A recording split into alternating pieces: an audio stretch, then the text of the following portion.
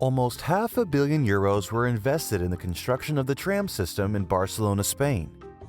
The townspeople, promised with a faster commute and cleaner air, welcomed the long-awaited return of everyone's favorite mode of transport in the city streets. 15 years later, clouds of smoke still cover the city on a regular basis, and citizens continue to prefer traffic jams and ever-growing parking fees over the fancy streetcars that cost them so much.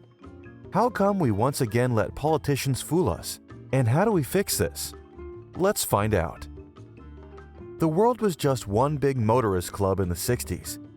Everyone loved the shiny chrome masterpieces of the golden age of the automobile and the unprecedented freedom it gave people.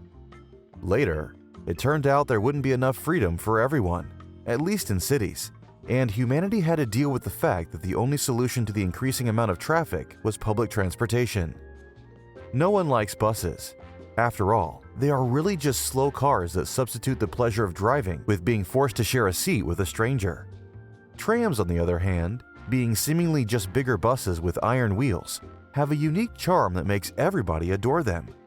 No one gets excited about a new bus route, but the opening of a tram line is always a great celebration for the whole neighborhood. The rails give confidence that high-quality transport service is and will always be there, and real estate prices go up within the walking distance of a tram stop. Barcelonians were not an exception to this, and met a pilot 600-meter-long tram line on Diagonal Avenue with great enthusiasm. It seemed the whole city wanted badly to take a fun ride on an outlandish carriage that had been brought over from Grenoble, France.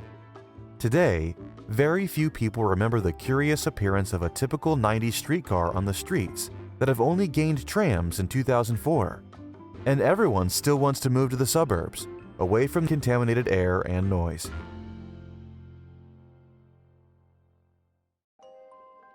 Has the tram failed us? Let's not put all responsibility on it. It's just a mode of transport.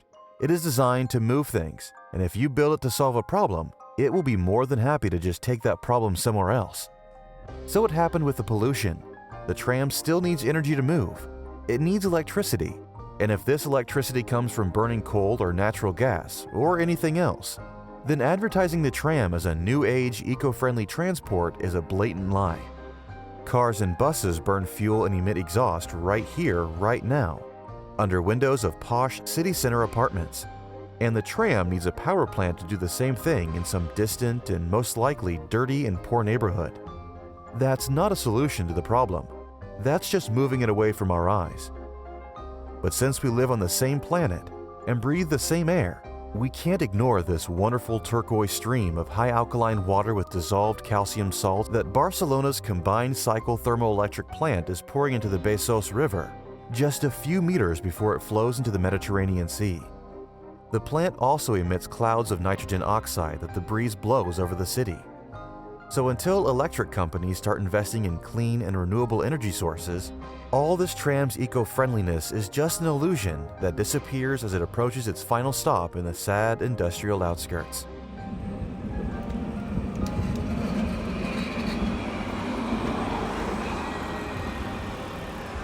And the industrial outskirts strike back.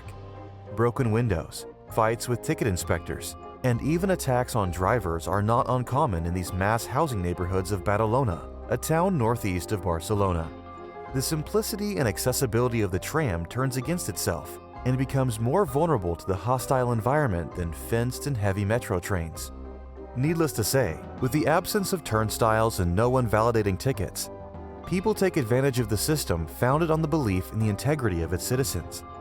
A big, softy tram looks like a toy among gray tower blocks, built with brittle calcium aluminate cement, and it seems that it is not able to fulfill the expected role of granting new life to this place. Turns out, it needs more than 2 pairs of rails to fight 20% youth unemployment, inaccessibility of education, and lack of prospects. Again, we see that the tram needs a backup from other social and government institutions to solve problems. Otherwise, it will only be able to move them somewhere else, and in this case, get back with the cracked window glass, smoke-filled cabin, and wet seats. To fight this, the Barcelona Tram Company had no other choice but to order a youth-oriented publicity campaign with Immanuel Kant in the starring role. Parlo fluixet amb el mòbil, ho estic fent bé. Si escolto música amb auriculars, ho estic fent bé, si no forço les portes d'accés, ho estic fent bé, si no em penjo a les barres. ho estic fent bé. But the most important thing is that the Barcelona tram was simply not allowed to achieve its full potential. If you look at the network map, you'll see that there is a gap exactly in the city center.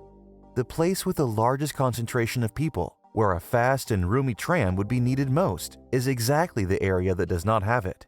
The complexity and high cost of works in the city center is only a small part of why the decision was made to start the construction in the reverse order. It is known that each half of the tram system cost the city about 220 million euros, and the central part was estimated at 130.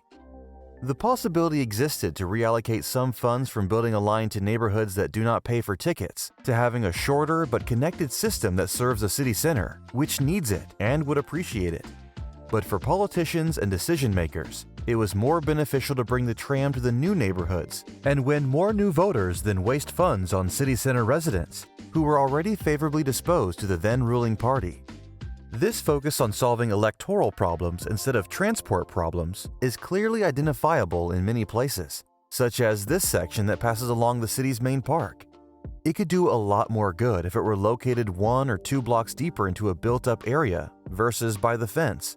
But the public image of a green pedestrian street with century-old trees intertwined with a new tram line was much prettier and easier to sell. So what happens next? The future is actually more than bright. The construction of the central section will begin next year, and tram passenger traffic, which has been stagnant for the last few years, will make a significant leap, displacing the contaminating diesel buses and a small portion of private cars and motorcycles. The share of clean energy sources is growing every year, and one day the tram will be powered by wind farms located so far away that Barcelona citizens will not be able to hear their hum. Our grandchildren will be looking at old photographs of smog-covered cities with the same perplexity that we now have when we look at the muddy streets of the early 20th century. Nevertheless, to achieve that, we all must remember that no single tool, even if it is as attractive and romantic as a tram, won't be able to solve all the issues alone. In fact, in cities as advanced as modern European capitals, the solution to traffic and all its consequences, such as contamination and road injuries, is often outside of these cities. And in the next video, we will talk more about that topic. Thanks for watching this video. Please don't forget to like it, subscribe to the channel, and click on the bell icon, and I'll see you soon.